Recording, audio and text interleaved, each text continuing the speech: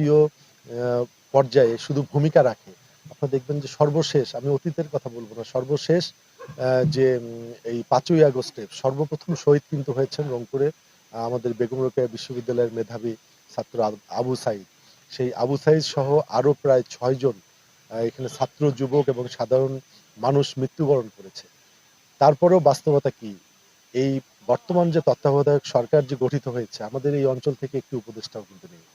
এরকম নানাবিধ বৈষম্য স্বাধীনতা উত্তর বাংলাদেশে আমাদের রংপুরের সাথে করা হয়েছে।